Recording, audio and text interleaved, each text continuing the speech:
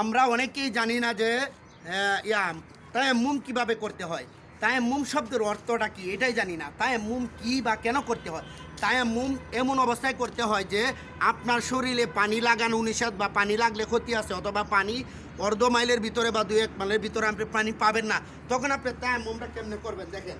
আপনি তায়াম্মুমটা করার ক্ষেত্রে আমরা যেভাবে করি এদিকে দেখান যে সর্বপ্রথম নিয়ত করবেন। নিয়ত করা হয়েছে তায়াম্মুমের একটা ফরজ, 3টা ফরজের মধ্যে একটা হচ্ছে নিয়ত করা। 2 নাম্বার হচ্ছে এই যে পবিত্র মাটিতে, এই দেখেন পবিত্র মাটিতে এভাবে হাত মারবেন, এভাবে 3বার হাত মারে এভাবে হালকা একটু জারা দিবেন। হালকা একটু জারা দিয়া এই যে এইভাবে দুনো হাতের কোণশ এভাবে মাসাহ করবেন। পরে আবার পুনরায় দুনো হাতের কোণশ এই যে এইভাবে দুনো হাতের কোণশ মাসাহ করবেন।